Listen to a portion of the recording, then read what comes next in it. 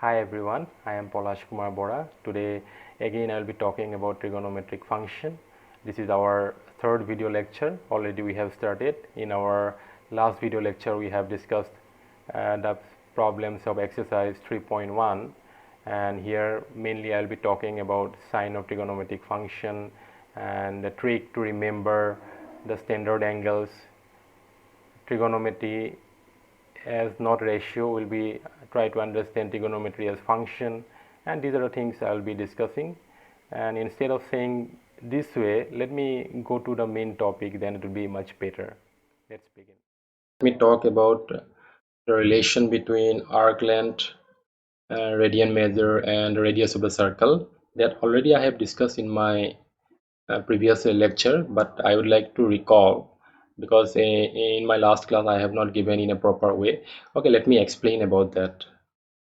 Suppose I have a circle, unit circle, sorry, not unit circle. Suppose I have a circle with center O and radius R. Suppose there is an arc length, suppose is arc length, and its length is suppose L, and this arc length subtends an angle theta at the center. Then we have a very important result, that is L is equal to R theta. Okay, this is one of the very important result that you have to remember. Okay, by taking help of this result we can find the arc length if the information regarding radius and theta are given, or we can find the radius if the information regarding arc length and theta are given, and or we can find the value of theta when arc length and radius are given. Okay, let me give you the trigonometric table which you got that in your class 10 course. Let me recall actually, and also let me give you the trick to remember those trigonometric the values. Okay, you see here. Okay, this is, let me say what I have written here. 0 by 1, that you know, that is 0. 1 by 0, that means anything divided by 0 you already know it is meaningless, or we can say undefined, or we can say infinity. And also tan theta is sine theta by cos theta. This information you keep it in your mind. Let me give you the trick to remember this table. So what you have to do, you have to write 0 here. 0, 1, 2, 3 and 4, and divide all these numbers by 4.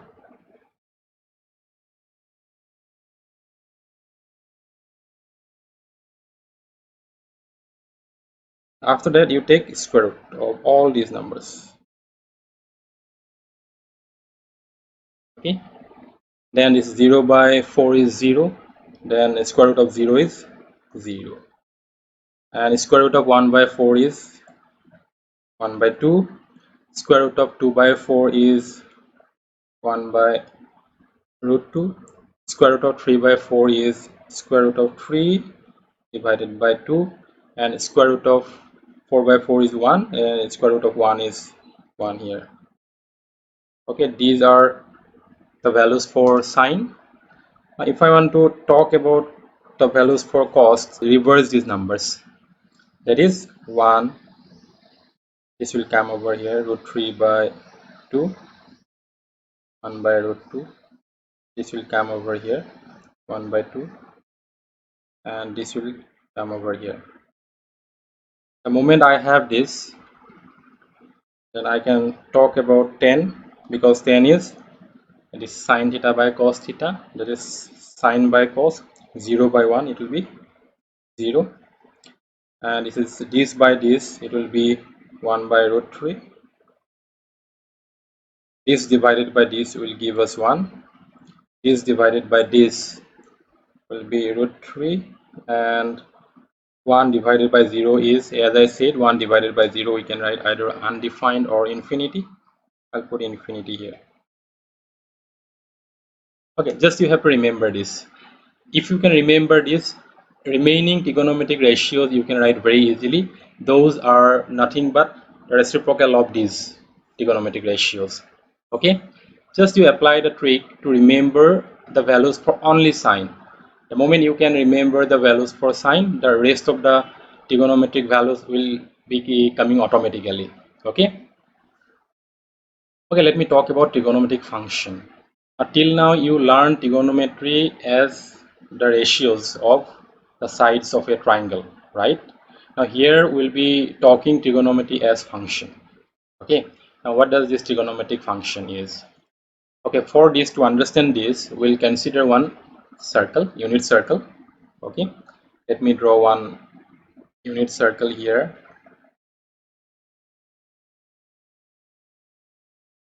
The moment I'm drawing unit circle,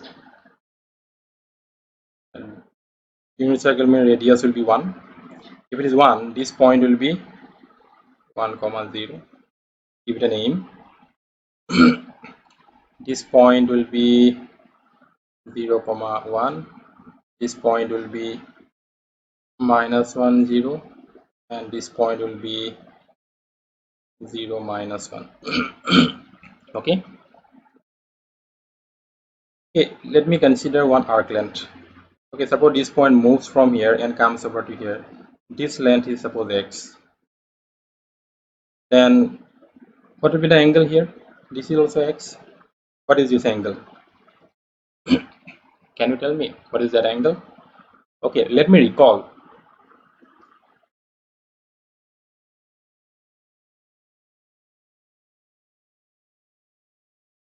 Let me recall this. If it is r, this one is theta, this one is l. Then we have l is equal to r theta. And in our case, l is x. Our r is 1 theta. This implies our theta is x.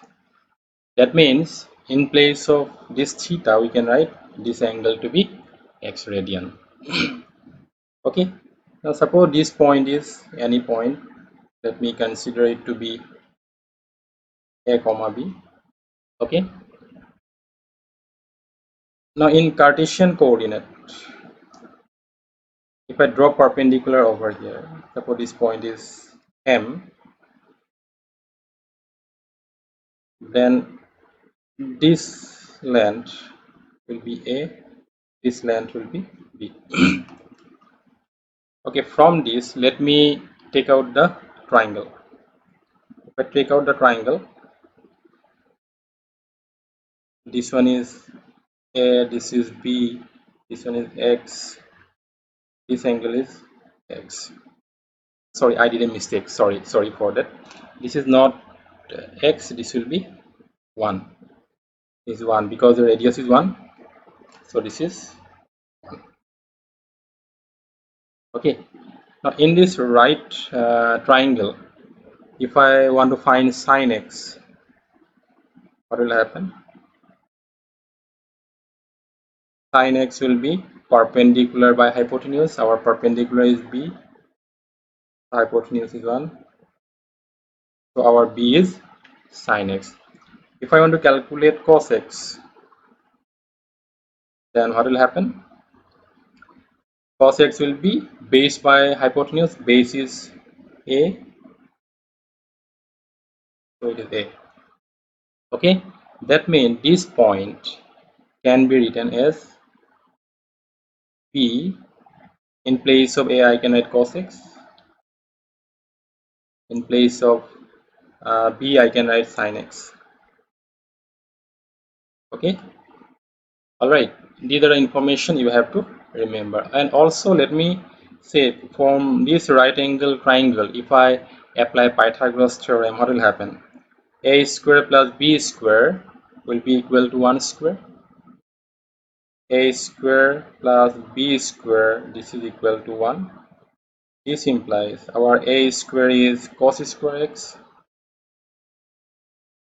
or b square will be sin square x, is equal to 1. I think you got this result in your class 10 course. Alright. Okay, let me consider the circle, unit circle, which we have drawn before. Okay, and let's see what will happen. Suppose this is the unit circle.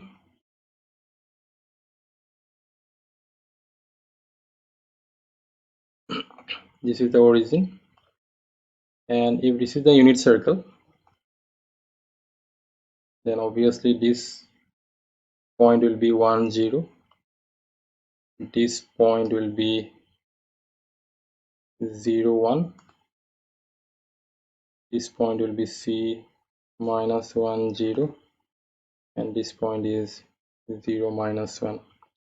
And also we have, if I have a point here, then suppose this is the arc length, as it is unit circle, this angle will be x.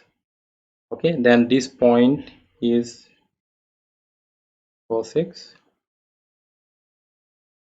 sin x.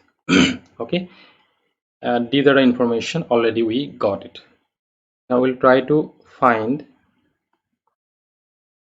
the value of cos x for different x, and also we'll try to find the value of sin x for different values of this x. If this point comes over here, then this will be overlapping with this one, then x will become 0. That means x will become 0 here. Cos 0 sin 0.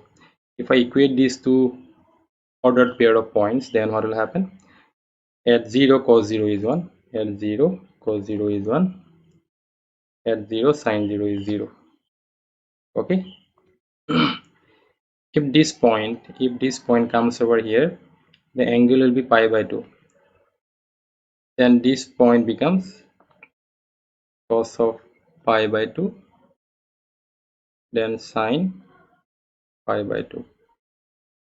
Okay, that means at pi by 2 cos pi by 2 is 0, and at pi by 2 sine pi by 2 is 1.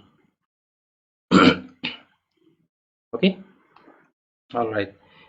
If this point comes over here, the angle will be pi by 2 plus pi by 2, it becomes pi. So at this point it becomes cos pi and sine pi. So cos pi is minus 1, at pi it becomes minus 1, at pi it becomes 0. Alright, okay. Now if this point comes over here, then the angles so formed will be pi by 2 plus pi by 2 plus pi by 2. So it becomes cos twice pi by 2 and sine twice pi by 2. Okay, that means at thrice pi by 2 cos becomes 0, at thrice pi by 2 cos becomes 0, at thrice pi by 2 sine becomes minus 1. Alright, now if this point takes a full one complete rotation, it will be over here, then the angle so formed will be twice pi. That means this also can be written as cos of twice pi and sine of twice pi. Cos twice pi is equal to 1. That means at twice pi cos value is 1, at twice pi sine value is 0. Alright, okay, I think there is no confusion up to here. Now this all we have seen in anti-clockwise direction. If the rotation is in clockwise direction, if it moves and comes over here, from here to here it is minus pi by 2, then cos of minus pi by 2 will be 0. Let me at minus pi by 2 cos value will be 0, at minus pi by 2 sine value will be minus 1. Okay. If it comes over here, then it will be minus pi. At cos of minus pi it is minus 1, at minus pi minus 1, at minus pi it is 0. Alright, okay, these are sufficient to conclude. Now you observe the value of sine at which it becomes 0. This is one value, this is another, this is another, and this is one more. We can have many more values, but we are not go beyond that. Okay, these are sufficient to give the conclusion. Sine x is equal to 0 when x is either 0 I can add 0 into pi, or at pi 1 into pi, at twice pi, at minus pi minus 1 into pi. Now if you observe the value of x, these are nothing but integer multiple of pi, so I can say x is equal to integer multiple of pi. Okay, so from here we can say it is n pi, where n belongs to z. Therefore we can say sine x is equal to 0. This implies x is equal to n pi. This is one of the very important result. Okay, clear? Now let me observe for cos x. Cos x is becoming 0 at pi by 2, twice pi by 2, and minus pi by 2. And let us see what is happening here. Cos x is 0 at x equal to pi by 2, twice pi by 2, and minus pi by 2. That means it is becoming 0 at some multiple into pi by 2. What is that multiple? 1, 3, minus 1. These are nothing but odd integers, and in general form odd integers can be written as twice n plus 1, where n belongs to z.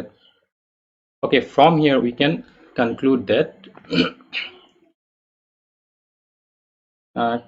cos x is equal to 0. This implies x is equal to twice n plus 1 into pi by 2, where n belongs to z.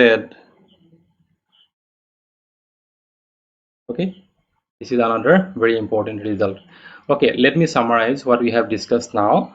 Sin x equal to 0 implies x is equal to n pi. That means when x is a multiple of pi, that means if n is any integer, then sin x will be always 0. That means sin twice pi is 0, sin thrice pi is 0, sin minus pi is 0, sin minus twice pi is 0.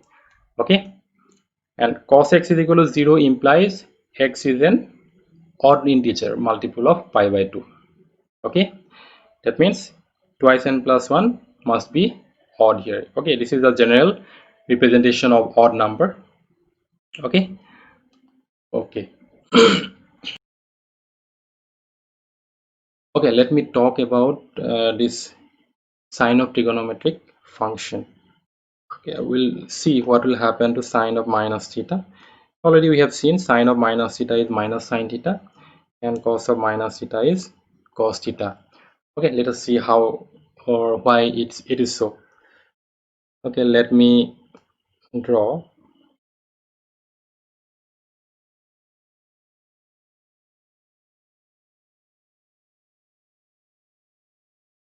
So this is r. This angle is theta. It is in anti-clockwise direction. So from here we am dropping perpendicular here. Suppose this length is A and this length is B. Suppose I am drawing this angle is minus theta. That means magnitude of this angle and this angle are same. Okay, but they are in moving in different direction. Okay, then this length is also B. This is R. Let us consider this triangle. Okay, Okay, let me take it out. It will be much better then. This angle is theta, this is r, this is b. Okay, this will be in this direction, so it will be minus b. Okay. Okay, then from here you find sine theta. If I want to find sine theta, what will happen? Sine of theta, so this becomes perpendicular by hypotenuse, it is b by r. All right, no problem. Now let me consider this triangle.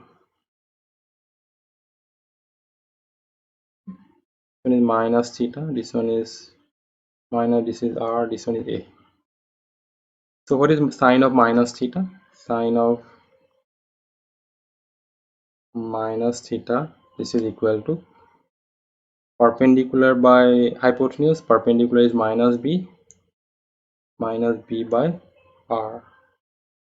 So this is equal to minus b by r. This is equal to minus b by r is sine theta. Okay, so from here we can say sine of minus theta is equal to minus sine theta. All right, very important result, you have to remember this result. Okay, so, I'm putting some formula inside the box. That means those are very important, as well as you have to remember those results. Now let me consider cos theta from this triangle. Cos theta is base by hypotenuse, a by r. From here you find cos of minus theta, so it is base by hypotenuse, a by r. So this is equal to cos theta is a by r, so it is cos theta. From here we can say cos of minus theta is equal to cos of theta. One very important result. Most frequently I will be using these two results while solving the problems. Okay, you have to remember these two results. Again, I'm repeating, sine of minus theta is minus sine theta, cos of minus theta is cos theta. Fine. Okay. Okay, here let me discuss sine of trigonometric function.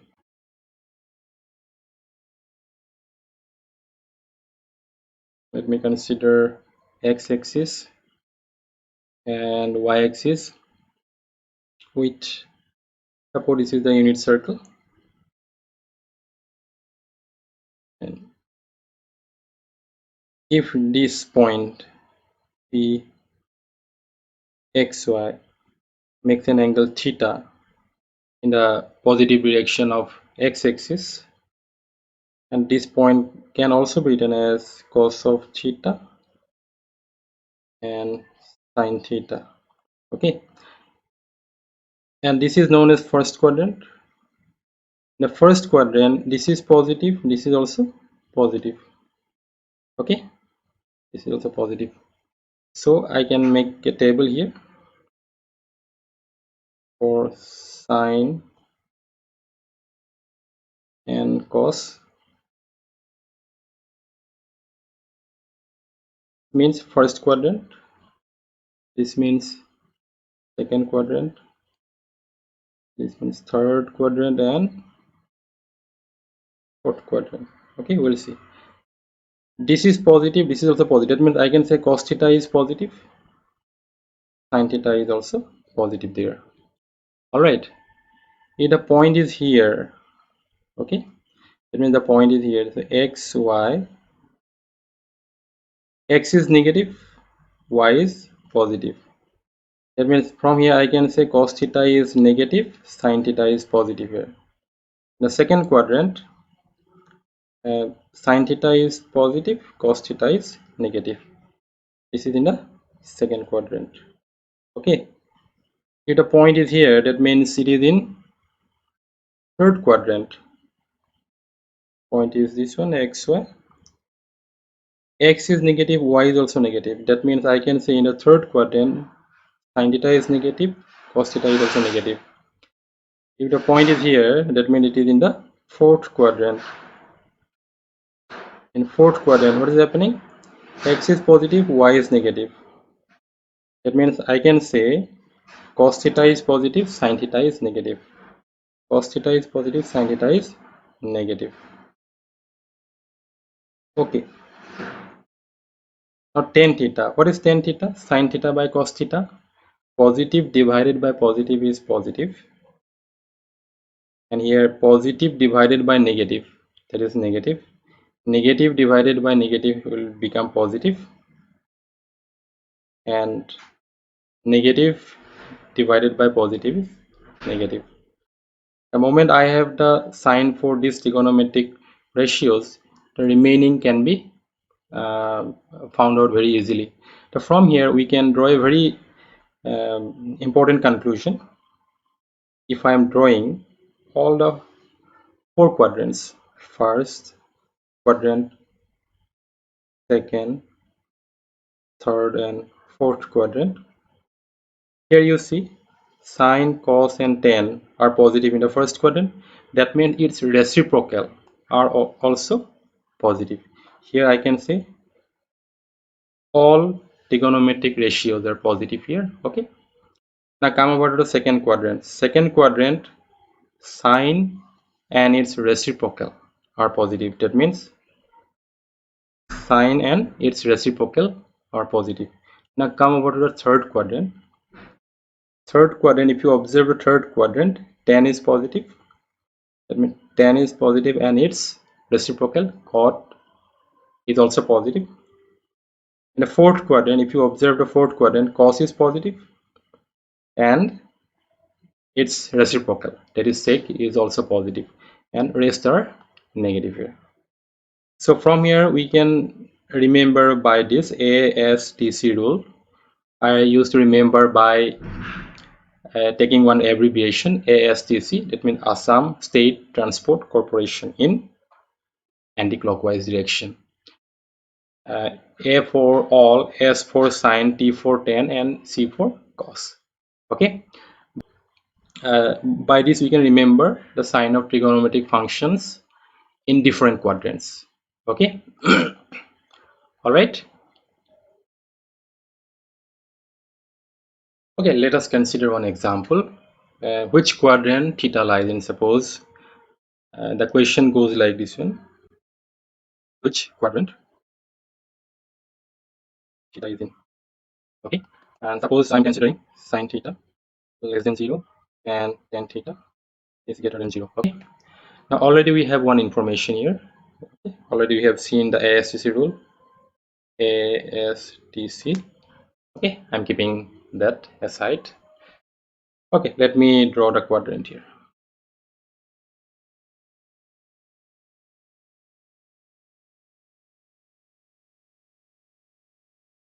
First, okay, let me consider this. First, second, third, and fourth quadrant. Okay.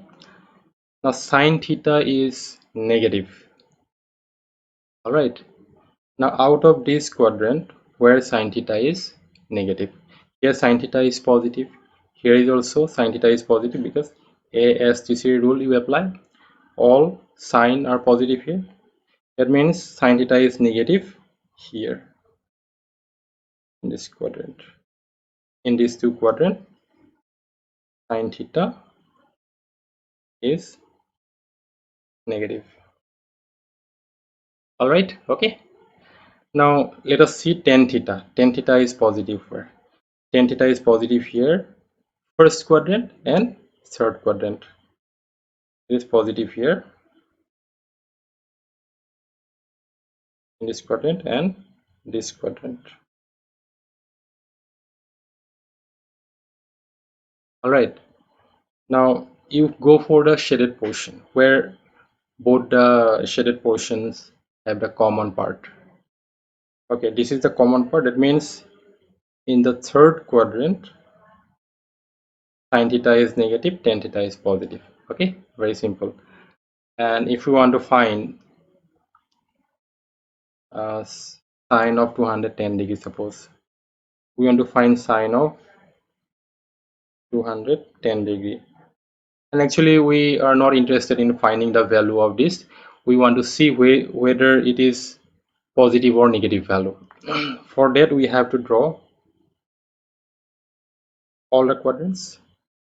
Sine 210, you see 210, I can write it as 210, I can write it as 180 plus 30 degree. All right, that means 180 plus some angle. That means it will be here. That means it is in third quadrant. And third quadrant, you see, third quadrant only 10 is positive. Third quadrant 10 is positive. Sine is negative here. That means if we want to find this value, it will be negative value. All right. Okay. Okay. Okay. Let me consider one more example. We want to see in which quadrant this is lying. Cos theta is positive and cosec theta is negative. Okay, we'll draw all the quadrants. Similar, let me give this ASTC rule. We have to apply here. First, second, third, and fourth quadrant. Cos theta is positive where? All, let me here and here. So cos theta will be positive in this quadrant and also here in the fourth quadrant. All right.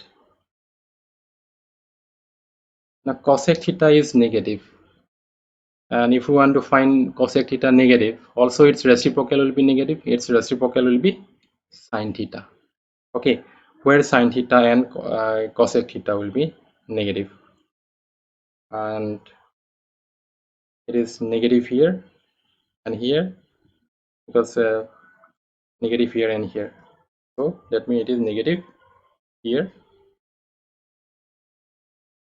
as well as here. And from here we can confirm that it is negative in the fourth quadrant. Okay. All right. Okay, let us now discuss the domain and range of trigonometric function. Okay, one by one we'll be discussing. First, let me consider sine of theta or the sine function. And before going to the range and domain, let me show you how the sine function looks like. Okay, for that I have taken help of GeoGebra, one software that I'm using here that is very easy to understand, very easy to use. You can download from the internet. Okay, if I want to draw the sine curve or sine function, here I'll put y is equal to sine x, and here it is. This is the sine curve, and if you see where the sine of x is 0, you see it is 0, pi, twice pi, minus twice pi. As I have already discussed, sine x equal to 0 at x equal to n pi, or you see. All right, now if you want to give domain and range of trigonometric function, just simply remember that x value will give us the domain and y value will give us the this range of the sine function. You see, the sine function is true for all values of x. I mean, here also I have this curve, here also I have this curve. Okay, everywhere. That means the sine function is defined for all values of x. So from here we can say domain is all real number. Let me draw y is equal to 1, you see, and y is equal to minus 1. That means it is lying in between minus 1 and 1. So we can say its range is minus 1 to 1, and its domain is from minus infinity to plus infinity. That means the real number. Okay, curve. Okay, let me consider the cosine curve, and cosine curve is almost similar to the sine curve, but there is a little bit of difference between the sine curve and cosine curve. The looks are exactly same, but there is a shifting of this point that you can see here, and this is a very beautiful curve that you can see, right? Okay, let me elongate. Now, as I said before, that x-axis will give us the domain and y-axis will give us the range.